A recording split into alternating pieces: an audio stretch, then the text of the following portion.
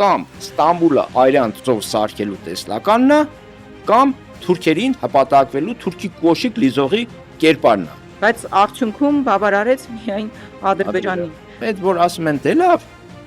թուրքերը մինչև Սարդարապատ հասնում են։ Ինքը պիտի մնա, ուրիշ էլ ոչ մեկ չկա։ Ալիևը հիմա խանգարում է ձեզ։ Այդ ամբողջ ճանապարհին նրանց միացավ միայն Չալուն։ 18 թվականը դա հակապետական process էր, պետությունը մերժելու process։ Եթե պետության մեջ Չալուն ու Նիկոլը կարող են քայլելով կան իշխանություն վերցնել, Ավելի լավ է տժանք, խորոված փարթի անենք, բան անենք, այ Ամերիկան որ ճանաչի, աշխարհը կփլվի։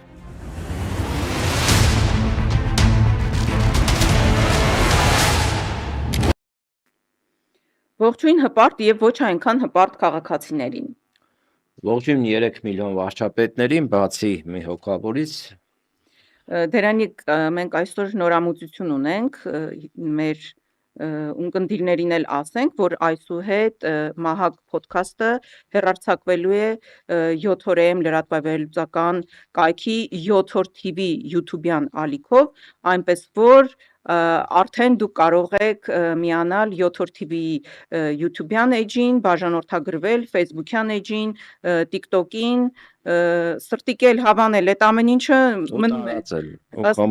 տարածել, կոմենտել, մեկնաբանություններ գրել, այսինքն նույն գործողությունները անում եք, պարզապես հեռարձակվելու է podcast-ը 7-րդ TV YouTube-յան ալիքով։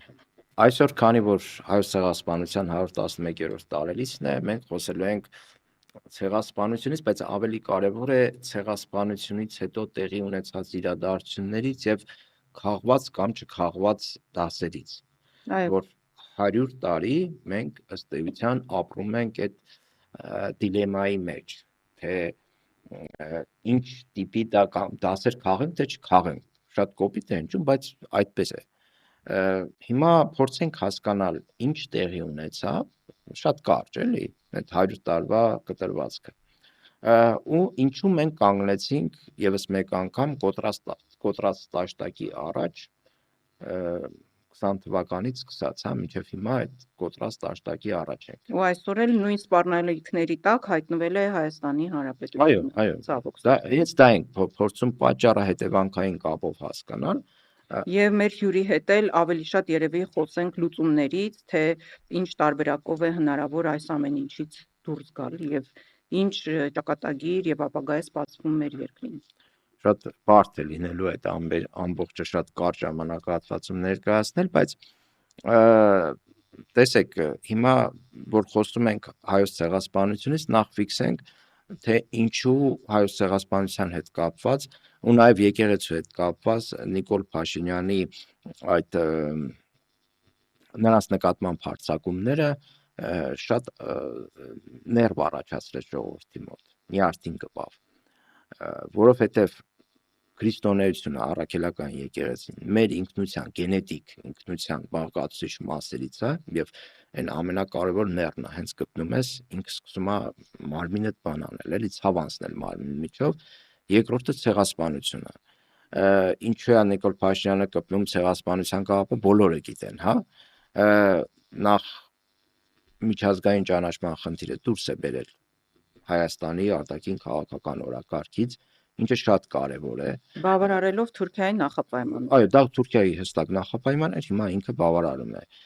Ցեղասպանության հարցը թողնում է, այսպես ասած, պատմաբանների մասնագետներ, որ նստեք, ասենք, կլոր սեղանի շուրջ իրար հետ խոսացեք, հասկացեք ինչա կատարում, ինչ չի կատարվում։ Իրականում նշանակում է, որ մոռացության ենք մատնում եւ թեմային ընդհանրապես չենք անդրադառնում։ Նու դա ուրացման նման, ուրանալ միլիոն ու կես զոհերին։ Դա եւս ներվ է առաջացնում ժողովրդի մոտ, որովհետեւ մեր հասարակության մեծ մասը Հայաստանում ապրողների, դուրս էլ չասեմ, էլի հենց Հայաստանն ենք դիտարկում, Հայաստանի քաղաքացիների շատ մեծ մաս հայոց ցեղասպանության ժառանգներն են, այսինքն այն մարդկանց ժառանգներն են, ովքեր տեսել են կամ այն կերպ առնչվել են հայոց ցեղասպանությանը։ Դա եւս իրենց գենետիկ ինքնության բաղկացուցիչ մասերից է։ Հիմա երբ որ Նիկոլը ասում է, դե ոչինչ արեք, ուրանանք, որ տատիդ մորթել են, պապիդ, չգիտեմ, քարատել են, պապիդ, ասենք, մանկահասակ քրոջը գլխատել են կամ հղի կնոջը սպանել են, մարդկանց մոտ չի կարող դա դրական ասոցիացիաներ առաջացնի։ Զուտ նաև իր կտրվածքով, իր անձնական վշտի կտրվածքով, նաև անարդարության հետ կապված, որովհետև մենք միշտ խոսել ենք այն մասին, որ անարդարացի է, որ մինչև հիմա հայոց ցեղասպանությունը այն չափով ճանաչում չի գտել, ինչ չափով մենք կցանկանայինք, իսկ մենք ինչ չափով ենք ցանկանում հայոց ցեղասպանության ճանաչումը։ Առնվազն այն չափով, որ ամբողջ աշխարհը դատապարտի եւ այլևս կրկնությունը բացառվի։ Բայց դրա համար ինչ կարևոր նախապայման կա, որ Թուրքիան առաջինը ճանաչի։ Այո։ Աշխարհի ճիշտ է շատ Այո, երկրներ ճանաչել են, ազդեցիկ երկրներ ճանաչել են, բայց դա ինչ է փոխել։ Ոչ մի բան։ Այստեղ կարևոր է, որ Թուրքիան ճանաչի հայոց ցեղասպանությունը, դա հիմնական երաշխիքներից է, որ Թուրքիան չի կրկնի այդ ցեղասպանությունը։ Երաշխիք որևէ մեկը չունի, բայց գոնե ինչ որ չափով դա հույս կտա, որ ապագայում նման բաներ չեն կրկնվի։ Իսկ Թուրքիան կտրուկ հրաժարվում է դա անելուց։ Ու այստեղ ամենևին էլ պահանջատիրության խնդիր չկա։ Շատերը նշում են, որ այ դուք որ պահանջում եք, ես համոզված եմ, որ նիկոլական քարոզչյան մեքենան հիմա միացնելու է այդ պլաստինկան, որ այ դուք որ ճանաչում եք հայոց ցեղասպանության ճանաչում Թուրքիայի կողմից, դուք նկրտումներ ունեք Թուրքիայի ինքնիշխան տարածքների նկատմամբ, դուք պահանջում եք Մուշը, Սասունը, Վանը, չգիտեմ, Կարսն ու եւ Արդահանը։ ի վերջո էլի ուզում եք պատերազմ բերել Հայաստանում, այսինքն Ճիշտ է, նորից այո։ սպառնում են պատերազմով, վախեցնելով հերթական անգամ։ Այո, գալու է այդ պահը, եթե սրանք իշխանության մնացին հրաշքով, գալու է այդ պահը, երբ ասելու են հարգելի հպարտ քաղաքացի, եթե դու ուզում ես, որ պատերազմ չլինի Թուրքիայի հետ, հետեւաբար դու մոռացի հայոց ցեղասպանության մասին։ Ես չգիտեմ, քանի հոգի կհամաձայնվի ենթարկվելու պատմական հիշողության այդ մեխանիկական ֆորմատին։ Ուղեղը դնի այդ ֆորմատան է, մաքրեն այդ ամեն ինչը։ Ինչքանով է դա բարոյական, ինչքանով է դա, չգիտեմ, ընդունելի շատերի համար։ Կարծում եմ, որ հասարակության մեծամասնության համար դա ընդունելի տարբերակ չի լինի։ Տերենիկ, ի սկզբանե իրենք արդեն խաբեության ճանապարհով էին գնում, որովհետև ասում էին, որ հայ-թուրքական հարաբերությունները զարգանում են առանց նախապայմանների։ Բայց ի սկզբանե Թուրքիան երբեք էլ չի թաքցրել եւ հենց ինքն է սահմանները փակել, պահանջելով, որպիսի Հայաստանը Արցախը հանձնի Ադրբեջանին եւ մոռանա ուրանա ցեղասպանության ճանաչման հարցը։ Արդյունքում այս երկու նախապայմաններն էլ Թուրքիայի Հայաստանը իդեմս ցավոք սրտի Նիկոլ Փաշինյանի, որը ներկայացնում է Հայաստանը տվյալ պարագայում, այդ նախապայմանները կատարվեցին։ Ու հիմա բայց Թուրքիայի ախորժակը ուտելուց է բացվում։ Հիմա թուրք-ադրբեջանական այդ տանդեմը շարունակում է իր նախապայմանները առաջ քաշել, հիմա էլ խաբում են, ասում են, որ հիմա էլ է առանց նախապայմանների հարաբերությունները զարգանում, բայց իրենք արդեն սկսել են նոր ավելի ծավալուն նախապայմաններ առաջ քաշել։ 300 ադրբեջանցի տեղակայել, 300,000 ադրբեջանցի տեղակայել Հայաստանի տարածքում, իրենց ասած այդ Զանգեզուրի միջանցքը 102-րդ ռազմաբազայի դուրսբերումը այստեղից, սահմաններից Հայաստանի զորքերի հեռացումը եւ էլի շատ նախապայմաններ կան, անկախության հռչակագիրը հանելը սահմանադրությունից, սահմանադրությունը փոխելը, մի խոսքով։ Ու ցավոք սրտի նաև փորձն է ցույց տալիս, որ Նիկոլ Փաշինյանը հետևողականորեն այս բոլոր նախապայմանները իրականացնում է։ Եվ դրանք վերջնարդյունքում ոչ թե հանգեցնում են խաղաղության, այլ ճիշտ հակառակը։ Հայաստանի դիրքերը գնալով թուլանում են, եւ մենք հիմա կանգնած ենք գոյաբանական խնդրի առաջ։ Այսինքն, եթե ռեզումե անենք քո ասածները, Նիկոլը զբաղված է Էրդողանի եւ Ալիևի ախորժակը գրգռելով եւ բավարարելով։ Դե բավարարում է, գրգռում է, հետո բավարարում այսինքն է։ սկզբից աղցաններն են մատուցում, հետո տաք բլիթները, այդ ծիծաղելի է հնչում, բայց դա ցավ է։ Այսինքն աղցանը կարող է այս կամ այն տեսքով լինել, տաք, ասենք ուտեստը դա Արցախի տեսքով է մատուցում, հետո խոստանում է մյուս տաք ուտեստը մատուցել, չգիտեմ, 300,000 ադրբեջանցիների տեղավորելով եւ այլն։ Դրանից Թուրքիան եւ Ադրբեջանը հասկանում են, որ այստեղ չկա գործոն, այստեղ զոհ է, որի, ասենք, մորթին պետք է իրար մեջ բաժանենք։ Ու իրենց ստրատեգիական շահերը բավարարելու տեսանկյունից ճիշտ են։ Բավարարում են այդ շահերը Նիկոլ Փաշինյանի կամեցողության հաշվին։ Ու դրա համար էլ ամեն հնարավոր եւ անհնար միջոցներով իրենց սատարումն են հայտնում Նիկոլ Փաշինյանը, բացահայտ կերպ։ Դե բնական է, ասենք Թուրքիայի գենշտաբի հայտարարությունը 21 թվականին, հետո իրենց արտգործնախարարը անունը Մի մոռացա։ քանի օր առաջ էս վերջերս արդեն ասաց, որ Նիկոլ Փաշինյանը միակ վստահելի գործընկերն է եւ ինքը պիտի մնա, ուրիշ էլ ոչ մեկ չպիտի գա։ Հիմա տեսեք, այդ որ ասում են խաղաղություն թուրք-ադրբեջանական այդ տանդեմի հետ եւ այլն, Ալեն Սիմոնյանը իրենց ինձ թվում է Ալեն Սիմոնյանը իրենց տան երեխեն, Գիկորն է։ հա, ինչ կա ելնում հայտարարում է, էլի։ Ուրեմն Դա ինչ լսում է միամիտ կանգնում հայտարարում է։ Թուրքիայի մեջ, հա, հայտարարեց, այս վերջերս Թուրքիայի մեջ ասում է Թուրքիայի հետ լավ հարաբերությունների խանգարելուն մեզ կառուցելուն մեզ խանգարում է Ադրբեջանը, Ալիևը։ Ասենք մեկը չկար ասեր, տղա ջան, եկել եք ժողովրդի գլուխը հարթուկում եք, թե Ալիևի հետ խաղաղությունը կնքել ենք, բարգավաճում ենք, զարգանում ենք, մեկս մեկից լավն ենք կամենում, բայց ոնց է ստացվում, որ Ալիևը հիմա խանգարում է ձեզ Թուրքիայի հետ հարաբերություններ կառուցել։ Այդ խաղաղություն չէր, բարի դրացիական գործընկերային հարաբերություններ չէին։ Այդ ինչի է Ալիևը հիմա խանգարում, որ Էրդողանի գիրկն էլ էս մյուս դոշիտ խփես, էլի։ Փաստացի ինքը Թուրքիայի հետ հարաբերություններ կառուցել է, այդպես է հասկանում։ Այսինքն այստեղ տարօրինակ է, չէ՞, մի կողմից իրենք ասում են, որ ամեն ինչ լավ է, մյուս կողմից ասում են նույնիսկ Թուրքիայի հետ հարաբերությունների առումով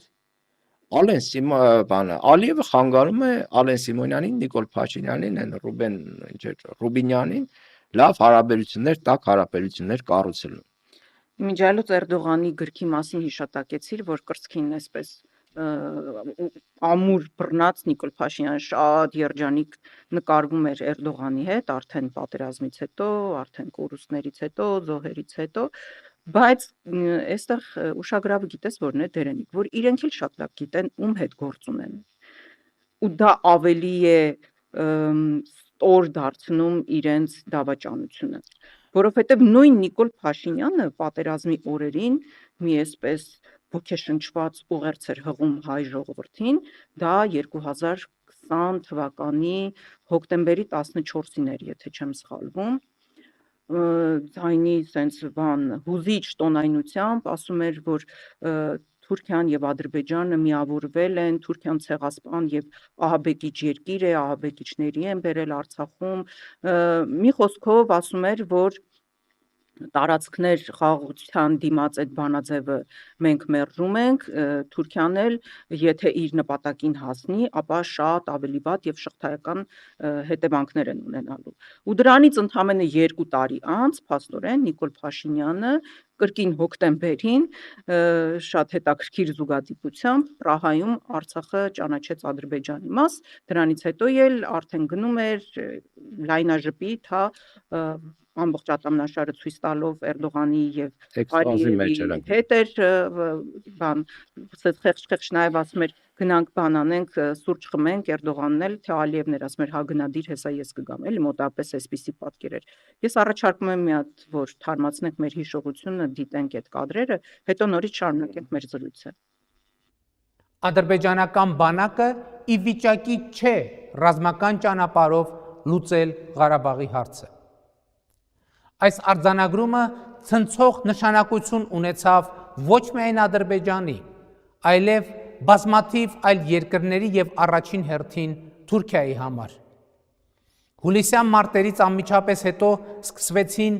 թուրք-ադրբեջանական աննախադեպ ծավալի զորավարժություններ։ Մեծաթիվ թուրքական զորախումբ եւ ռազմական տեխնիկա տեղափոխվեց Ադրբեջան։ Զորավարժությունների ընթացքում նրանք կրկին համոզվեցին, որ Ադրբեջանի բանակը ի վիճակի չէ մոտ ապագայում կոնկրետ խնդիրներ լուծել, եւ Թուրքիան որոշեց, որ այլևս ինքը պետք է զբաղվի Ղարաբաղի հարցի լուծմամբ։ Տեղի ունեցավ աննախադեպ մի բան. Թուրքիան բացահայտ եւ հրապարակայնորեն սկսեց սպառնալ Հայաստանին։ Զուգահեռ մեծ թվով ահաբեկիչների եւ վարձկանների Սիրիայից տեղափոխելով Ղարաբաղյան հակամարտության գոտի, հասկանալով, որ միայն Ադրբեջանի բանակի ուժերը բավարար չեն լինելու իրենց խնդիրը լուծելու համար։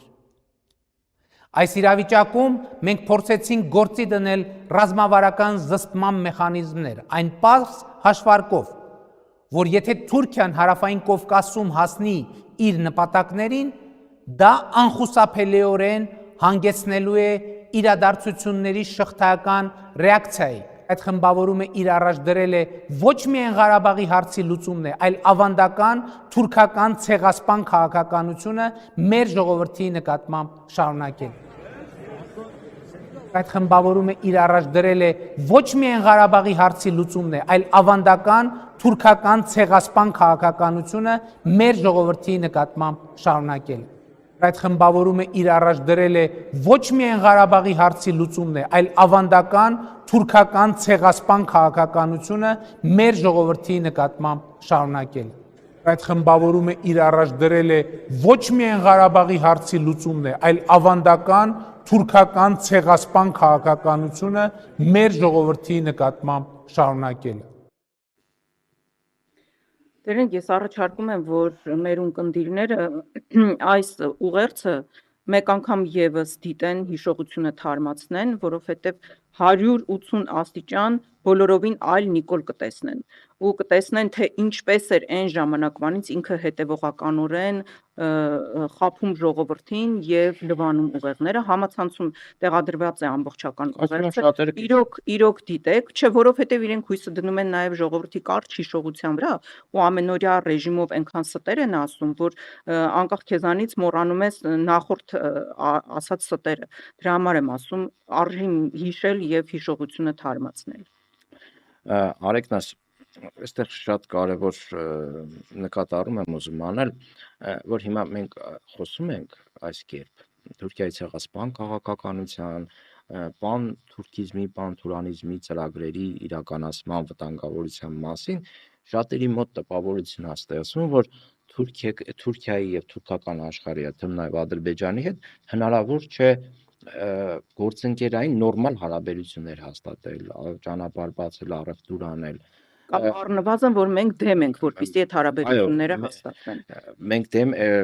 այդպիսի տպավորություն կարող է ստեղծվել, բայց խնդիրը այն է, որ մենք բոլորովին այլ բանի մասին ենք խոսում։ Մենք խոսում ենք այն մասին, որ Թուրքիայի հետ կարելի է եւ պետք է կառուցել հարաբերություններ, բայց Նիկոլ Փաշինյանի եւ ԿՊԱ-ական խմբակի կողմից արվածը ոչ թե հարաբերությունների կառուցումը, այլ տարածաշրջանում հայկական գործոնի վերացում եւ Հայաստանը դարձնել է արևմտյան Ադրբեջան կամ թուրքական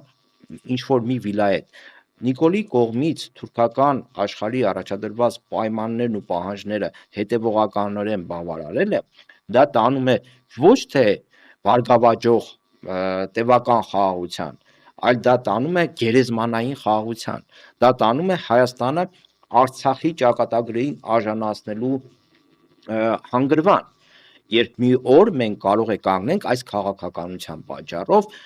Բագրատաշենի, Բավրայի այդ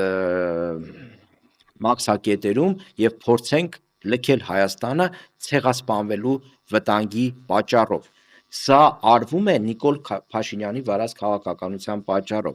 Ուրեմն մի քիչ պատմությունը որ ուսումնասիրում ես, մենք խոսեցինք պատմությունից, հիմա մի փոքր էլ անդրադառնանք, տեսեք, հայ ժողովուրդը հազարավոր տարիներ ապրելով կայսրությունների հետ հատման, բախման կիզակետում, դա գնահատես որպես վտանգ։ Իրոք ինքը վտանգ էր, բայց նաև հնարավորություն էր։ Այսինքն, եթե դու խաղում ես հակասությունների վրա ու անընդհատ ինչ-որ մի կողմին ես աջակցություն ցուցաբերում, դու կամ ցեղասպանվում ես, կամ կորցնում ես պետականությունը, կամ ինչ-որ դժբախտություններ է գալիս քո գլխին։ Իսկ երբ փորձում ես հավասարակշռել այդ ուժերին, այդ քո տարածաշրջանում, քո պետության մեջ, այդ դեպքում դու արդեն ստանում ես զարգացման հնարավորություն։ Այսինքն ապրելով կայսրությունների մեջ, մինչև հիմա մենք տեսնում ենք, որ չենք սովորել հարաբերվել կայսրությունների հետ։ Իսկ Թուրքիան, Ռուսաստանը, Իրանը, Թուրքիան ու Իրանը ռեգիոնալ կայսրություններ են, Ռուսաստանը ավելի մասշտաբային կայսրություն է։ Մենք իրենց հետ չենք կարողանում խոսել ուժերի բալանսը հարաբերակցությունը պահելու տեսանկյունից մենք կամ թշնամանում ենք Ռուսաստանի հետ, կամ թշնամանում ենք Իրանի հետ, հետո Թուրքիային ենք այնտեղ, չգիտեմ, ասենք գրգռում, ասում ենք արեք, սա իրենց հաշվին արեք այստեղ, Ամերիկա ենք բերում, Եվրոպա ենք բերում, որոնք ընդհանրապես ցանկություն էլ չունեն գալու, այսինքն մենք գրգռում ենք հակասություններ մեր տարածաշրջանում գերտերությունների։ Իմիջիալուց դա նոր երևույթ չի, որովհետև եթերից առաջ էլ դու հիշատակում էիր այդ դրվագը, կարծի հետ կապված չէ, որ Դա եմ ասում, այո։ Հիմա այդ Կարսի հետ կապված, տեսեք, նույնը եղել է 18 թվականին, 1918 թվականին։ Ցեղասպանությունից հետո երկու ազգ ցեղասպանվել են հրեաներն ու հայերը, ցեղասպանությունից հետո երկուսն էլ ստեղծել են պետականություն։ Մի քանի տարվա տարբերությամբ, գրեթե նույն տարբերություններ։ Մենք կորցրեցինք պետականությունը 18 թվականին, իսկ հրեաները պահպանեցին այդ պետականությունը, մինչև հիմա էլ պահպանում են։ Հիմա տեսեք, մենք ինչ դասեր պետք է քաղեինք 18 թվականից։ 18 թվականին փիլիսոփայական, կոնցեպտուալ առումով իրավիճակը շատ նման էր։ Երբ ռուսները գնացին, բալանսը խախտվեց ուժերի։ Մեր տարածաշրջանում ուժերի բալանսը խախտվեց։ Ռուսական կայսրությունը այստեղ ապահովում էր բալանս ուժերի, ինչը հնարավորություն էր տալիս հայերին խաղաղ գոյակցել, զարգանալ, ստեղծել, արարել եւ այլն եւ այլն։ Ու ստեղծել մեր տարածքների վրա հիմա որ պետականություն ունենք, ու ստեղծել այնպիսի ենթակառուցվածքներ, այնպիսի բնակչություն, որը ինչ որ չափով հնարավորություն կստանա պետականություն ստեղծելու 18 թվականին պատահական չստեղծեց այդ պետականությունը, ինչ որ նախադրյալներ կային, չէ՞։ Անապատում չես կարող պետականություն ստեղծել։ Իսկ ռուսական կայսրությունը ստեղծել էր այդ նախապայմանները։ Զարգացման հեռանկար կար ամեն դեպքում։ Այո, նախապայմանները կային։ Ես ավելին ասեմ, ռուսները գնալուց առաջ զինում են հայկական զորաջոկատներին, կամավորականներին եւ այլն, կանոնավոր բանակ սարքում են, Նազարբեկովին կարծեմ այդ ժամանակ գեներալ տալիս են, դնում են զորքի գլխին ու Հայաստանին տալիս են այդ հայկական ղեկավարության, հայկական էլիտային եւ այլն, տալիս են Կարսի ու Ալեքսանդրապոլի ամրոցները, արեկնաց, որպեսզի մեր հեռուստադիտողին պարզ լինի, օրինակ Ալեքսանդրապոլի Գյումրու ամրոցը, հիմա որ 102-րդ բազան է, այն ժամանակ կայսրությունում 10 այդպիսի ամրոց է կառուցվել, գերժամանակակից ռազմական ինժեներիայի բոլոր պայմաններին համապատասխանող, բարձր որակով, Կարսը նույնպես։ Այսինքն դրանք այնպիսի ամրոցներ էին, որոնք ստեղծված էին կայսրության արևմտյան, հյուսիս-արևմտյան սահմանները պաշտպանելու համար զենքով, զինամթերքով, մթերքով, ամեն ինչով, հագուստով, ամեն ինչ թողել գնացել էին։ Այսինքն դա նախապայման է, որ ռազմական ուժով պահպանես քո ունեցածը, կարողանաս դիվանագիտություն բանեցնել թուրքերի հետ եւ ստանաս ինչ որ մի պայմանագիր, որը կերաշխավորի քո անկախ պետության գոյությունը ինչ որ մի ժամանակահատվածում։ Մի խոսքով հիմարություններ չանես առնված։ Ռոմանտիզմի չտրվես, չգիտեմ, չունենաս այնպիսի պահանջներ ու ցանկություններ, որոնք քո հնարավորություններին չեն համապատասխանում։ Ճիշտ հակառակը։ Շուրիկի կինոն հիշում ես, որ ասում է խմենք այն բանի կենացը, երբ մեր ցանկությունները համապատասխանեն մեր հնարավորությունների հետ։ Եվ այդ ժամանակ սա իհարկե պատմաբանները կարող են ստուգել, ավելի ստույգ ասել, Քեմալ Աթաթուրքը հայերին առաջարկում ասում է, եկեք պայմանավորվենք, քանի որ նեղ դրության մեջ էին։ Եկեք պայմանավորվենք, դա արդեն 20 թվականն է։ Մենք ձեզ տալիս են Կարսը, Արդահանի որոշ մասը, կարծեմ, այս արևելյան Հայաստանի տերիտորիաները, պայմանավորվենք, որ դուք ասենք Անտանտի հետ դաշնակցությունից դուրս գաք, մենք պայմանագիր կնքենք ու որոշ չափով ասենք խաղաղ գոյակցություն ապահովենք, մինչև մենք այնտեղ հարցերը լուծենք, դուք էլ նայեք ինչ եք անում։ Դե բնականաբար այստեղից մերժվում է մեծ Հայաստան, ծովիսով Հայաստան կառուցելու այդ նկրտումներով եւ այլն, եւ արդյունքում ստանում ենք 20 թվականի հայ-թուրքական պատերազմ, որը հանգեցնում է Հայաստանի Հանրապետության կործանման ըստ էության։ Ու այդ ժամանակ հայերը ինչ էին ասում են, եվրոպացիները մեզ խոստացել են, որ անտանտ է, էլի, մեզ պաշտպանելու են, պահպանելու են, այս օգնությունն են ուղարկելու, այն օգնությունն են ուղարկելու։ Ես մի անգամ հրապարակել եմ, ուրեմն կա Մարշալ Ֆոշը, որ Երկրորդ համաշխարհային այդ բանը կա ստորագրեց գերմանացիների հետ, Մարշալ Ֆոշի հրամանով զեկույց կա գենշտաբի ֆրանսիական Հայաստանին ուղարկել, չգիտեմ, 3 միլիոն փամփուշտ ու չգիտեմ ինչ զինատեսակներ, հիմա չեմ հիշում։ Դա հունիս թեոկոստոս ամիսն էր ու այդ հրամանից հետո ես չգիտեմ դրանք տեղ հասել են շատ է հիշեցնում հիմա որ ասում են Ցեզար, չգիտեմ հրետանի, Պետերներ եւ այլն ֆրանսիա դա շատ է հիշեցնում էլի հիմա չգիտեմ վերջնարդյունքը ոնց կլինի հուսանք այդպեսին չի լինի բայց այդ մասին հրապարակումներից հետո պայմանավորվածություններից հետո Հայաստանի Հանրապետությունը կործանվում է ու այն ժամանակ հիմա էլի վերադառնանք 1918 թվականին թուրքերը ինչ էին ասում որ հայերի դիրքերը լավ էին որ ռուսները գնացել էին այդքան մեծ հնարավորություններ ունեին ասում էին այսի տվեք ձեր հետ բան կլինի խաղաղություն կհաստատենք ինչ եք ուզում դե Կարսի մարզը վրացիների բանով տալիս են այնտեղից Գեգեշկորի բան զանգում ասում են տվեք որ խաղաղություն լինի իրենք իրենց խնդիրն են ուզում թիլվիզն ու բաթումն են ուզում պահել մենք ինչ խնդիր ենք ուզում անհասկանալի է տալիս են ասում են Ախուրյանի ափին կանգնենք ու խաղաղություն կլինի ժողովուրդ ջան ամեն ինչ լավ է լինելու խաղաղություն ժողովուրդն էլ ոգևորում դե այդքան պատերազմի տեսած պատերազմի շոկի մեջ գտնվող այս ինչ շատ նման է չէ այո լրիվ դեժավյու այո ասում է դե լավ էլի ասենք տվեք տալիս են տրակացնում են զենք զինամթերք ու ամեն ինչով տալիս են քաշվում են Գյումրի գալիս է թուրքը մի 2 ամիս կանգնում չէ 2 ամսից պակաս կանգնում այդտեղ ասում է դե հիմա էսի տվեք երկաթուղին տվեք ասում է Գյումրին չեմ ուզում երկաթուղին տվեք հələ նմանությանը նայեք երկաթուղին այն ժամանակ հիմա էլ շատ կարևոր հանգույց էր Ալեքսանդրապոլը Թիֆլիս Ալեքսանդրապոլ Ջուլֆա դեպի Պարսկաստան կապող հիմնական օղակներից էր այն ժամանակ ավտոմոբիլային բան այդպես ճանապարհներ չկային դա նույն միջանցքի թրիպի տես բանն է էլի նույն միջանցքն է Սյունիքի միջանցքի շատ նման է սա ասում է այդ տվեք մնացած չենք ուզում Սրանք էլ ասում են դե լավ, ասում այդ որ ասում են դե լավ, թուրքերը մինչև Սարդարապատ հասնում են։ Իրենք հիշում ենք, չէ՞, միայն երկաթուղի էին ուզում։ Մինչև Սարդարապատ հասնում են, այդ Սարդարապատի ընթացքում նոր մենք կարողանում ենք թուրքերի առաջխաղացումը կանգնեցնել։ Այդ հերոսամարտը ուղղակի թուրքերի առաջխաղացումը կանգնեցնելն էր, որի արդյունքում մենք ունեցանք մի 10,000-անոց պետություն, որը շատերը ասում էին ավելի նման ասենք գերեզմանի կամ պետության, բայց ի պատիվ շատ գործիչների կարողացան դա սարքել 60,000-անոց պետություն, բայց 20 թվականին նույն ձևի կորցրեցին։ Այսինքն սա ինչի պատմեցի, որովհետև մենք թուրքերի հետ հարաբերվելու փիլիսոփայությունը չգիտենք։ Կամ Ստամբուլը Արյան ծով սարքելու տեսլականն է,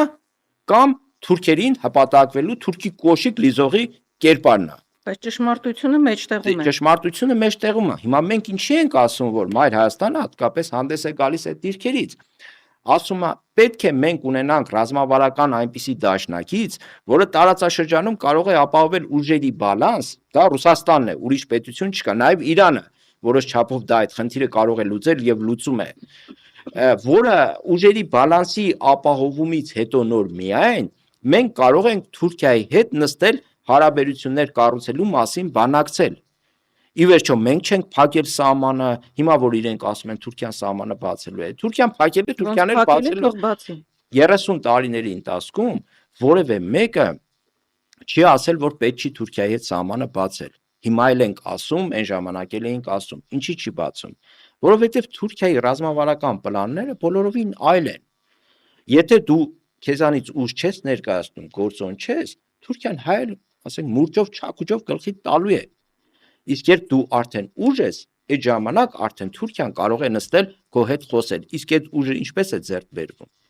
Թուրքիայի հետ պարագայում մենք չենք կարող, չէ, ասենք 5 տարվա դառնալ 100 միլիոնանոց պետություն։ Եթե կարող են, խնդիր չկա։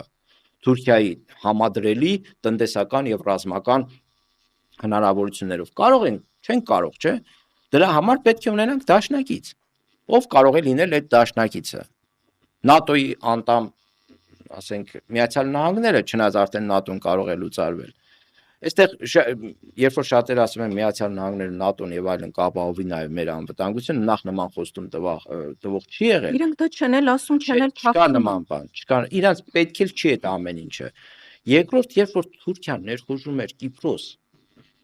Հունաստանն ու Թուրքիան ՆԱՏՕ-ի անդամ երկրներ էին։ ՆԱՏՕ-ն որևէ կերպ խոչընդոտեց, որ Կիպրոսը օկուպացնի Թուրքիան, ոչ, խոչընդոտեց։ Հետևաբար, այն հեքիաթները, որ պատմում են մեզ, որ կամ, ասենք, Ստամբուլ այրանցով դարձնելն է կամ թուրքի կոշիկ լիզելը,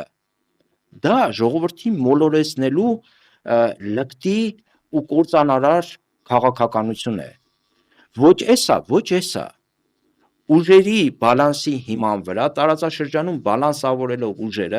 մենք պետք է կարողանանք հարաբերություններ կառուցել թե Թուրքիայի հետ, թե Ադրբեջանի հետ, եւ չստորանալ Թուրքի առաջ, չկզել Թուրքի առաջ, Թուրքի կոշիկ չլիզել,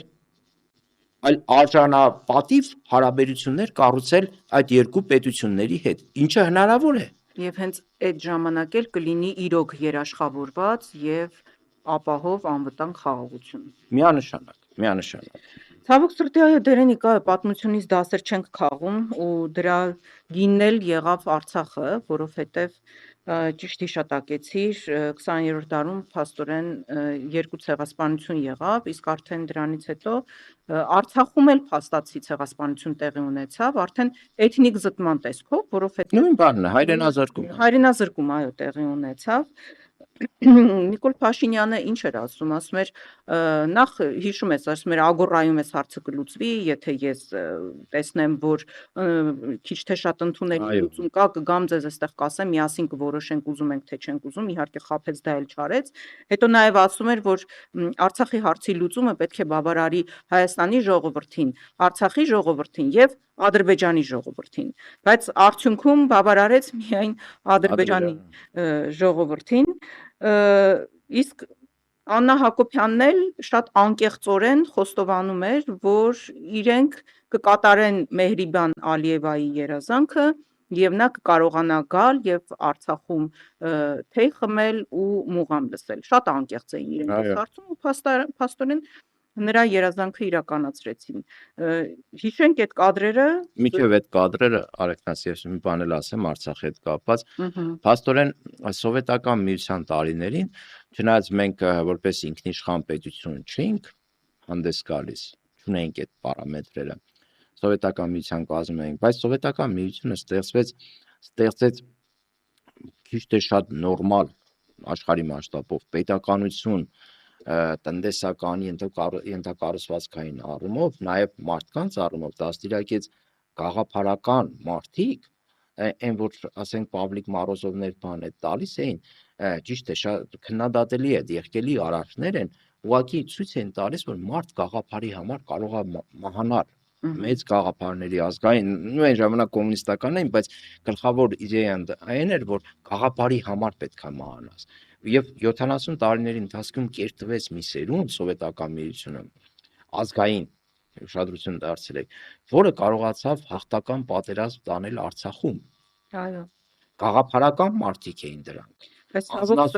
ցավոք սրտի հետո մենք չկարողացանք կապիտալիզացնել մեր հաղթանակը, որովհետև մենք ուղեցինք մեր ողնաշարը, մենք հաղթեցինք ռազմի դաշտում, բայց պարտվեցինք պետականաշինության գործում։ Այո, պարտվեցինք պետականաշինության գործում, պարտվեցինք խաղաղություն, այն խաղաղությունը, որ հաստատվել էր պատերազմից հետո, հրադադարի ընթացքում ըստ էության խաղաղություն էր, չկարողացանք կերտել սերունդ, այդ պետականությունը չկարողացավ կերտել սերունդ, որը կարողանար պահպանել Արցախը կամ ասենք ձևակերպում տար այդ հաղթանակին ու այստեղ մեկ կարևոր հանգամանք պետք է նաև նշել պետականության հետ կապված, որ մենք ստեղծեցինք այնպիսի պետականություն ինստիտուցիոնալ չկայացվածությամբ, որը թույլ տվեց Նիկոլ Փաշինյանի նման քաղաքական գործի եւ իր խմբակի նման մարդկանց մոտ կանգնել պետական լծակներին։ Որովհետև փաստացի Գյումրիից քայլելով իրենք եկան 10 հոգով։ Չալոյի հետ, այդ ամբողջ ճանապարհին նրանց միացավ միայն Չալոն։ Ու այդ 10 հոգով Չալոյի հետ քայլելով եկած մարդիկ կարողացան հասնել իշխանության։ Եվ Դա ինչ էլ է է նշանակում։ պետականության թուլության կամ մեծ հաշվով չգոյության հետևանք։ Այո, այսինքն այդ բանից հետո կարելի է սպասել, որ մենք Արցախը կկորցնենք։ Եթե պետության մեջ Չալոնու Նիկոլը կարող են քայլելով կան իշխանություն վերցնել, դա նշանակում է, որ երկրորդ քայլը պետքա աղետ լինի։ Այ հիմնական խնդիրներից մեկը մեր պետականության նաև չկայացվածություններ։ Չեղան, չկարողացան, չուզեցան, ես չգիտեմ պատճառները որոնք են։ Բայց նաև ի պատիվ մեր երիտասարդության, մեր Հիանալի սերունդ ունենք։ սերնդի ասենք, որ շատ անձնազոհ երիտասարդներ ունեինք ցավոք սրտի։ Հազարավոր զոհեր էլ ունեցանք, այսինքն իրենք ռազմի դաշտում իրենց խնդիրը լուծել են եւ մինչեւ վերջին փամփուշտը կռվել են եւ պահել են հողը, բայց ցավոք սրտի իրենց թշնամին ավելի շատ ոչ թե արչեվից էր, այլ թիկունքից էր ու մի հոգու որոշմամբ եւ Թուրքիայի ու Ադրբեջանի պահանջները կատարելու նկրտումներով նա այսպես շատ հեշտությամբ հանձնեց Արցախը ու ցավոք սրտի եմ ասում, համենայն դեպս մինչև այս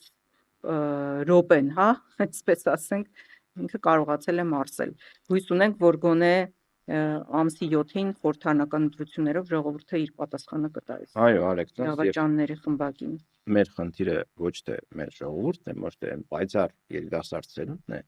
այլ մեր խնդիրը եղել եւ մնում է քաղաքական էլիտան, իշխանական էլիտան։ Այդտեղ ասում է շանգրուխը այդտեղ է թաղված։ Հիմա տեսանյութը դիտենք, հետո շարունակենք այն։ Ես հիմա ուզում եմ Մեհրիբան Ալիևային հրավիրել Ղարաբաղ։ Մենք կարող ենք ապահովել Մուղաղում եւ կարող ենք իրականացնել նրա երազանքը եւ նա լինի մեր հյուրը եւ Ստեփան Ղարաբաղում լսի իր սիրելի մուղամը։ Ես օրինակ Ադրբեջանի նախագահի հետ շփումներից զգում եմ, որ ինքը տրամադրված է եւ ուզում է հարցի լուծման։ Մենք էլ ենք կառուցողական տրամադրված, իրենք էլ։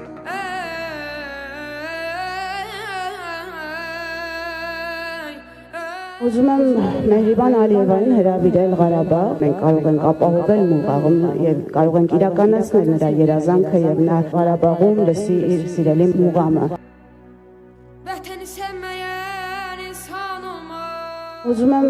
Մեհրիբան Ալիևային հրավիրել Ղարաբաղ։ Մենք կարող ենք ապահովել Մուղաղում եւ կարող ենք իրականացնել նրա երազանքը եւ նա Ղարաբաղում լսի իր սիրելի մուղամը։ Մենք կարող ենք ապահովել Մուղաղում եւ կարող ենք իրականացնել նրա երազանքը։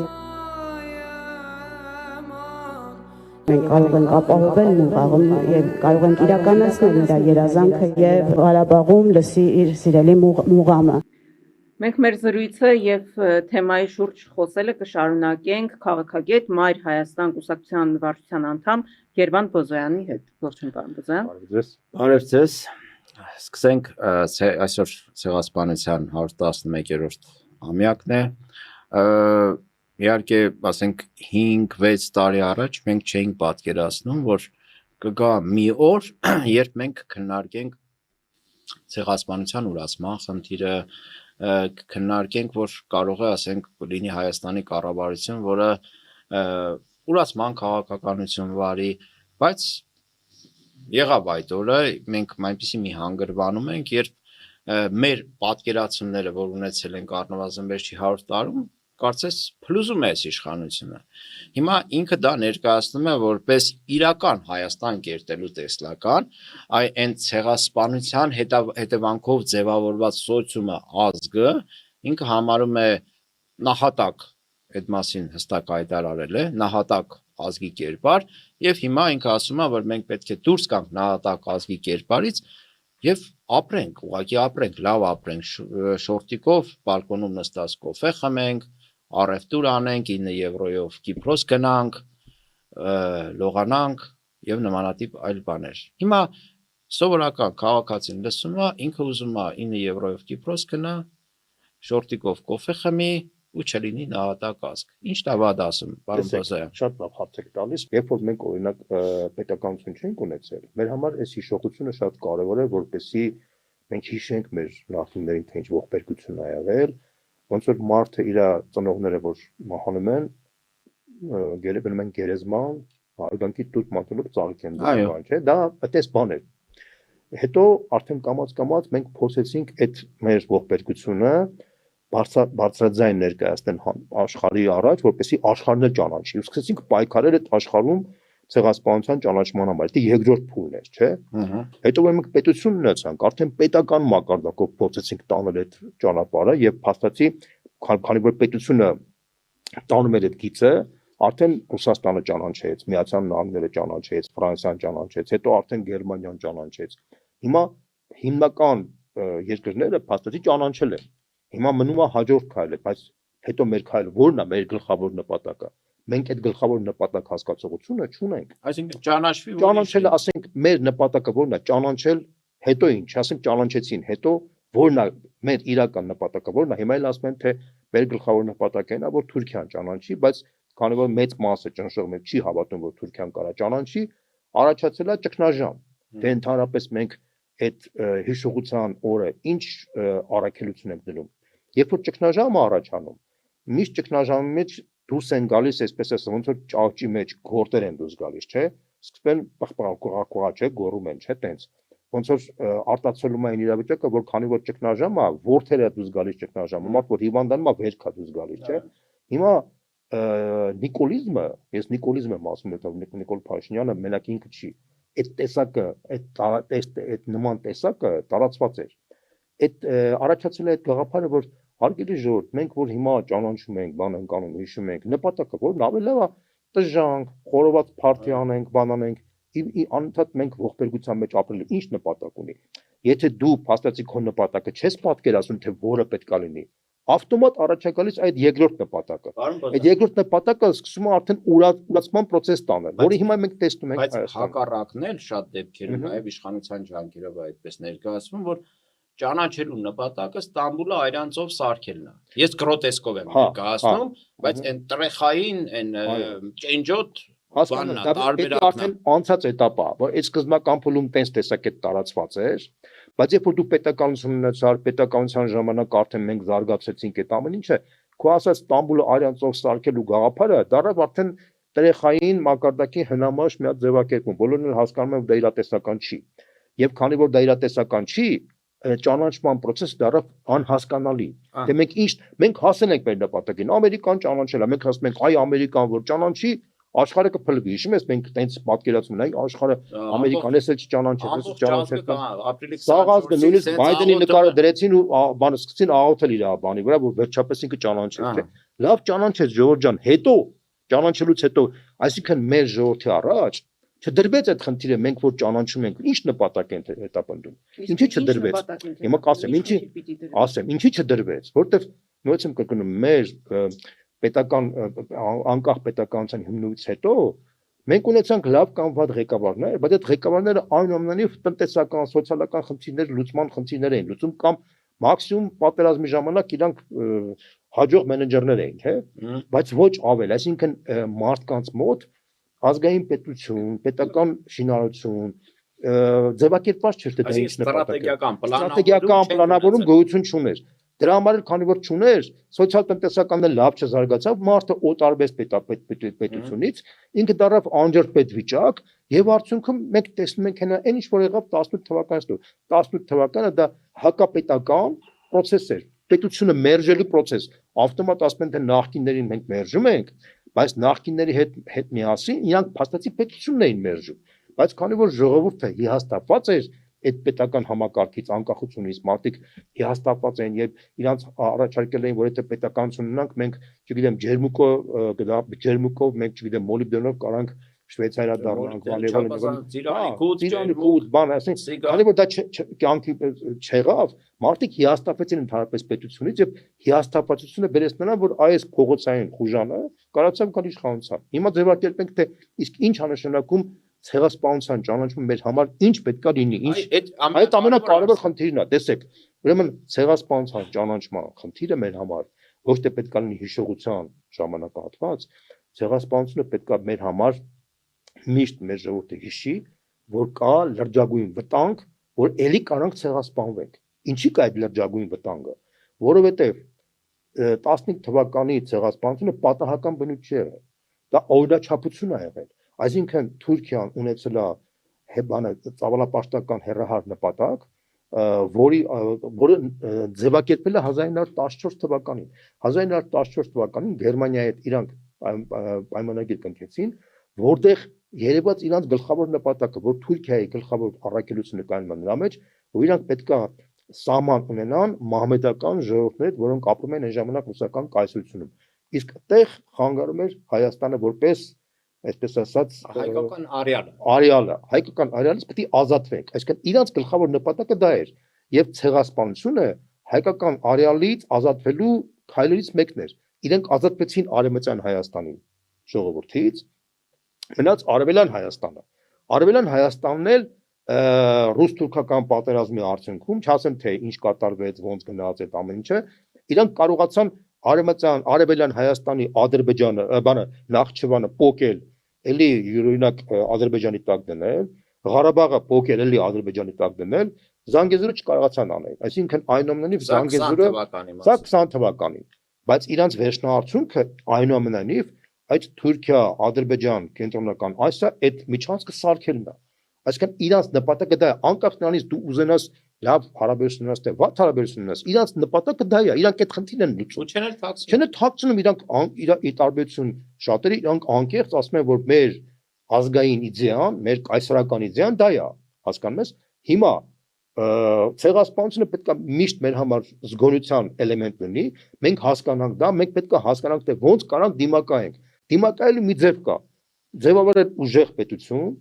ձևավորել ուժեղ դաշնակիցներ եւ հասնել նրան, ուշադրություն հասնել նրան, որ Թուրքիայում այնպիսի փոփոխություն ունի վերնախավի մակարդակով, որ իրանց մոտ կոտրվի այդ կայսրական ինստինկտները։ Հիմա դուք ասեք դա, հիմա ասեմ, ուրիշ տարբերակ չունենք, կամ եթե մենք, այսինքն մենք հասնենք զարգացության այն մակարդակի, որ այո, իրենք հիմա ասեմ, չցանկանան այդ այ ասեմ, կայսրական։ հիմա ասեմ ինչի։ Իհարկե մենք մենակ մեր ուժերով չենք կարող դա հասնել։ Տեսեք, օրինակ Գերմանիան միշտ ունեցել է կայսրական ինստինկտներ։ Գերմանիան առաջին համաշխարհային պատերազմը, Գերմանիան ծնել երկրորդ համաշխարհային պատերազմը, ֆաշիզմը, Գերմանիան ծնել, հիմա Գերմանիան դարձել է, այսպես ասած, կրտած պետություն։ Համաձայն եք սրա հետ։ Բայց ինչի արդյունքում։ Արդյունքում, որ Միացյալ Նահանգները, Ռուսաստանը, տարբեր երկրների ճնշման արդյունքում դա կարողացավ դա անել։ Հրեաները օգտվելով դրանից կարողացան փոկել ցեղասպանության փաստը Գերմանիայից եւ այդ փաստի հիման վրա իրանք դրեցին այն կոդը գերմանական վերնախավի մեջ, որ հրեաների նկատմամբ որևէ բացասական բան ասելը դա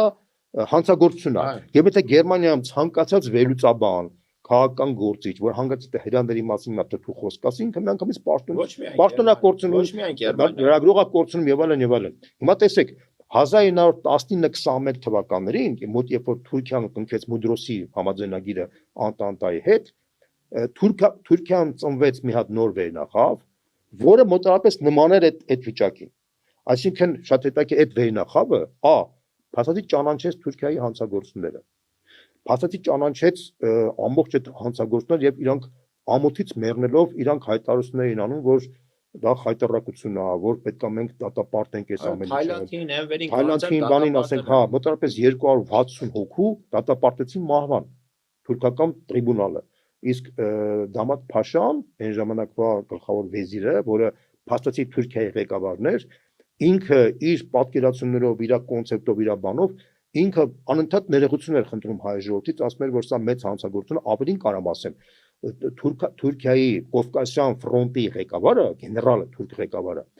ինքը ոչ միայն դատապարտում էր հայերի ցեղասպանությունը, այլ նաև պատժում էր բոլոր այն թուրք զինվորականներին եւ օֆիցերներին, որոնք ուղղակի կամ անուղղակի մասնակցում են ինչի, որտեղ ինքը ասում էր, որ եթե բանակը մասնակցում է ցեղասպանության մեջ, այդ բանակը բարոյալքվում է, բանակը դառնում է գազան, իսկ բանակը գազան դառնալուց հետո ինքը վերածվում է արդեն կատաղած խուժանի։ Դա համար բանակը պետք է ինքը բարոյապես բարձր որակի մնա, որ ինքը լինի, որպեսզի ինքը կարողանա հաղթի, ինքը բայ դրա համար այդ ավելին կարամ ասեմ, իսկ այն ժամանակվա առաջին համաշխարհային պատերազմի թուրքական բանակի գլխավոր դատավորը, որը հանցագործություններ էր բանանում, ինքը ուղղակիորեն ուլտրա մակարդակի բոլորին հետապնդում էր այն մարդիկ, ովքեր որ մասնակցում են ցեղասպանությունը, որպեսզի դատեն եւ հսկայական քանակի մարդկանց դատեցին։ Ասեմ, որ Էզրումի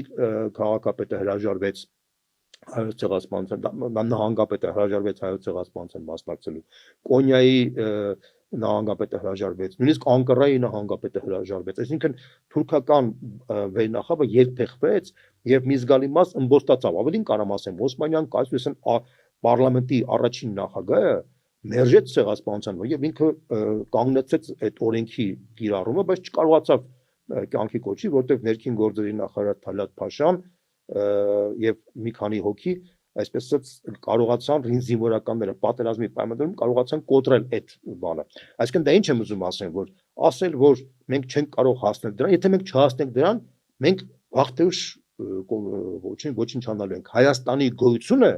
պայմանավորված է հետեւյալով. մենք կարող ենք թե չենք կարող հասնել նրան, որ Թուրքիան ճանաչի այդ ցեղասպանությունը եւ թուրք հասարակության մեջ լինի, այսպես ասած, դենացիֆիկացիայի process, ինչ որտես որ ռուսները ասում են պետք է Ուկրաինայում անցկացնենք դենացիֆիկացիա, չէ՞։ Օրինակ Գերմանիայում անցկացվեց դենացիֆիկացիա։ Եթե մենք չկարողանանք հասնել այդ դրան, որ այնտեղ անցկացի դենացիֆիկացիա, ուրեմն իրանք մեր մոտ այդ process-ը կանցկացնեն։ Կամ մենք պետք է հիմա իրանք ինչ են անցկացնում, որտեղ քանի որ մեր մոտ կոլխոզա-սովխոզական իշխանություն ձևավորվեց, մենք չկարողացանք մեր խնդիրները ձևավորել, հետո մենք քանդեցինք մեր հասարակությունը սկսեց այլասերվել, քանդվել, ճահճային վիճակ, հիշում եք այդ նիկոլիզմի էլեմենտներին սկսեցին շուտ խաղեր տալ այն ժամանակվա պետական կառույցները, բան եւ այլն, կամած գնաց այն բանի, որ նիկոլիզմը դարձավ մեյնսթրիմային process հասարակության մեջ։ Եվ տրամաբանական էր, որ իրանք պետք է 18 թվականի այդ դժգոհությունների օգտագործելով կային իշխանության։ Հիմա ձեր ասածը շատ ժամանակատար է եւ հեռանկարում է, հա, վերնախավի մտածելակերպը փոխել, թուրք հասարակության մտածելակերպը փոխել, բայց այս պահի դրությամբ ունենք այն ինչ ունենք, այս պահի դրությամբ, տեսեք, դի հարաբերվենք, չէ, տեսեք, այս պահի դրությամբ նախ եւ առաջ մենք պետք է կանգնացնենք հայկական հասարակության դենացիֆիկացիայի գործը։ Հիմա Հայաստանում կատարվում է հայկական դենացիֆիկացիայի գործընթաց, այսինքն Հայաստանի ժողովրդին փորձում են դեկոդավորել, դա շատ կարևոր բան, ամենավտանգավոր բանը դա է։ Այն ինչ որ մենք պետք է անեինք Թուրքիայում եւ այդպիսի շանսեր կային, եթե մենք որպես, տեսեք, օրինակ, եթե մենք Իսրայելի պես երկիր կարողանանք դառնանք, այս մեծ հնարավորությունները ունենք տես դառնալու։ Ապա ես մենակ մեր դրանից չի կախված։ Ես մի հատ օրինակ վերեմ, որ պատկերացրեք, վերջերս, ընդհանրապես օրեր առաջ Լավրովը Անտալիայում մի հատ ելույթ ունեցավ, որը ցնցել է ամբողջ թուրքական վերնախավը։ Եք ինչ է հայտարարել։ Ասեմ դες ինքը հայտարարել է, որ մեր հերանեկարում տեսնում ենք, որ ՆԱՏՕ-ն Միացյալ Նահանգները լքելու են ՆԱՏՕ-ն, եվրոպական երկրները կրտած երկրներ նրանք բանակներ չունեն, փաստացի ՆԱՏՕ-ի մեջ մնալու են 3 երկիր՝ Մեծ Բրիտանիան, Ուկրաինան եւ Թուրքիան։ Եվ թուրքական վերնախավը խոճապի մեջ է հայտնվել, որտեղ Ռուսաստանի արտգործնախարարը հայտարարում է, որ փաստացի այդ կառույցի մեջ մնալու է իր թշնամական Ուկրաինան, ստրատեգիական թշնամի Մեծ Բրիտանիան եւ իրանք զարմացած են, որ Թուրքիային են տեսնում այդտեղ։ Ինչի են տեսնում, որտեղ այսօրվա դրությամբ ՆԱՏՕ-ի մեջ ռեալ կա 2 բանակ, դա ուկրաինական բանակն ու թուրքական բանակն է, ուրիշ բանակներ չկան, ֆրանսիական բանակ կամ այլ բանակներ գոյություն ունեն եւ կա հետախուզական շատ ուժեղ համակարգ, որ ունի Մեծ Բրիտանիան, որը լրտեսական հսկայական ցանց ունի աշխարհով մեկ եւ ինքը բանը Mi-6-ը համարվում է աշխարհի լավագույն հետախուզական կենտրոնից մեկը։ Ռուսները շատ պրակտիկ են գնահատում, բայց բացի դրանից Իսրայելը թշնամական է տրամադրված Թուրքիայի նկատմամբ, Հունաստանը ավանդապար թշնամի է տրամադրված։ Էրդողանը վերջերս հայտարարեց, որ մենք մոտ ժամանակներս կարող ենք կանգնել այն մարտահրավերների առաջ, ինչպես որ կանգնացինք 100 տարի առաջ Սևրի պայմանագրից առաջ, չէ՞։ Ես ինչ եմ դա ասում։ Իհարկե միայնակ մենք չենք կարող հասնել այդ դենացիֆիկացիային։ Ինչպես որ միայնակ հрьяաները չեն կարող հասնել Գերմանիայի դենացիֆիկացիային։ Գերմանիային հաղթեցին այն ժամանակվա Խորհրդային Միությունն, Միացյալ Նահանգները, Բրիտանիան, բան, չէ՞։ Բայց մենք պետք է պատրաստ լինենք, մենք պետք է նախ պինդ պահենք մեզ, երկրորդն X պայն, ես չեմ ասում Թուրքիան գնանք կործանենք, որ տարածքներ վերցնենք, չէ, դա իրատեսական չի, բայց մենք պետք է ապահովագրենք մեզ այնպիսի պայմաններով, որ Թուրքիայում կոտրվի բանը կայսրական բնազդը եւ ազգայնական բնազդը։ Եթե Թուրքիայում այդ չկոտրվի այդ process-ը, ինքը էքզիստենցիալ վտանգ է ներկայացնում միշտ մեզ։ Օրինակ եմ ասում, հիմա այս Ադրբեջանի պահանջը Արևմտյան Հայաստան սարքելու, դա իրականում ադրբեջանական պահանջ չի, ասեմ, դա Թուրքիայի պահանջն է, բոլոր փորձագիտական շրջանակները նշում են, որ սա իրականում թուրքական նախագիծ է։ Պարզապես Թուրքիան դա դելեգիրվեց արել, որ Ադրբեջանը դա ներկայացնի։ Պարոն Բոզյան, քանի որ մեր ժամանակը սպառվեց ավարտում ենք արդեն, վերջի հարցը եւ շատ կարճ խնդրեի ավարտեինք։ Հիմա մենք ունենք մի իրավիճակ, երբ կանգնած ենք երկընտրանքի առջև, հա, կամ գնում ենք այն ճանապարհով, ինչ դուք ներկայացրեցիք, դենացիֆիկացիա, այսինքն կրտվելու ճանապարհով կոպիտ։ Դա կնշանակի կործանման ճանապարհ։ Դա միանշանակ եմ ասում։ Հայաստանը կվերանա այդ բանով, դա միակնահայտ։ Եթե ճանապարհով, որտեղ Հայաստանը փոքր երկիր է, եթե Հայաստանը ուներ 2 միլիոնից երկիր, տրամաբանական կներ, մեծ երկրները դենացիֆիկացիա հասկանում երկրորդ ճանապարհը դա Ստամբուլը այրանցով սարքելը չի։ Իհարկե, միանշանակ։ Եվ երկրորդ ճանապարհը թուրքերին եւ ադրբեջանցիներին պատերազմ հայտարարելը չի։ Եթե դու չես ուզում կրտվել, այդ չի նշանակում, որ դու պատերազմ 21-րդ դարում, ես շատ կարճ բան բազա։ Մենք պետք է ուժեղ պետություն ստեղծելու հետ միասին սկսենք ինտենսիվ երկխոսությունը թուրք հասարակության այն հատվածի հետ, ովքեր որ կողմ են, որ Թուրքիայում էլ գնա դենացիֆիկացիա։ Ինչի։ Եղավ, տես փորձ եղավ։ Ինչի, որտեղ այդ զանգվածները նույնպես համարում են, որ Թուրքիան պետք է դառնա նորմալ եվրոպական տիպի երկիր, որտեղ մարդկանց կենսամակարդակը բարձրանա։ Հիմա Թուրքիայի ժողովրդի մակարդակը եվրոպականներին շատ հեռու է։ Այնտեղ ճիշտ է, մեզանից 2 անգամ ավելի լավ են ապրում, բայց այնտեղ ինֆլյացիայի տոկոսները բաները կատաստրոֆա են։ Եվ իրանք ասում են, որ Թուրքիան պետք է ժամանակից նորմալ երկիր դառնա, իսկ դրա համար խանգարում է ազգայնական այդ ինստինկտները, մեկ էլ կայսրականից, եթե Էրդողանը այդ կայսրական ամբիցիաները չուներ, Թուրքիան ավելի հեշտությամբ ավելի կարելի էր նորմալ երկիր դառնալ։ Այդ զանգվածի հետ պետք է մենք անընդհատ երկխոսության մեջ լինենք, եւ մեր երկար ժամանակի ընթացքում ես համոզված եմ, որ մենք կարող ենք հասնել նրան, որ իրանց էլ է շահավետ ցեղասպանությունը ճանաչել ինչու, բայց իրանք պետք է երաշխիք ունենան, որ մենք պետք է տարածքային պահանջներ չունենանք։ Իրանք ասում են, եթե մենք ցեղասպանությունը ճանաչենք, դա արդեն մեր կողմից դուրս կգա այդ վնասակար այդ էլեմենտները մեր միջից եւ մենք նորմալ երկիր կդառնանք եւ իսկապես ցեղասպանությունը ճանաչելուց հետո ես համոզված եմ որ հայ եւ թուրք ժողովուրդների միջեւ վերջապես մենք կարանք նորմալ բարեդրացիական հարաբերություն ինչպես որ գերմանացիների հանդեպ օրինակ եթե Հիտլերը լիներ ես ամեն մի գերմանացի մեջ կտեսնեի պոտենցիալ Հիտլերի հիմա ամեն մի թուրքի մեջ մենք պոտենցիալ Թալատ Փաշային ենք տեսնում հոգեբանական է այդպեսի եւ Էրդողանն էլ նպաստում է դրան եւ հա հիմա մեր գլխավոր նպատակը որը պետք է լինի վերջնական ասեմ մենք պետք է հասնենք նրան որ այնտեղ լինի դենացիֆիկացիա որպեսզի հայ-թուրքական հարաբերությունները վերջապես նորմալ բարեկամական հարևան հետ հարաբերություն շնորհակալություն հայերին Թուրքիայի Ադրբեջանի պահանջով է դենացիֆիկացիայի դեկոտորաբորման շրջանակներում է նաև որ հենց ցեղասպանության հաջորդ օրը իրենք այդ կեղծ քաղաքացու օր չէ հրճակեցին 2018-ից այդ խորոված փարտին այդ շարքի մեջ է դա Հայաստանի ժողովրդին նվաստացնելու, փչացնելու, մեր արժեքները կոտրելու process-ը դա տրամաբանական եւ կոպիտ ասած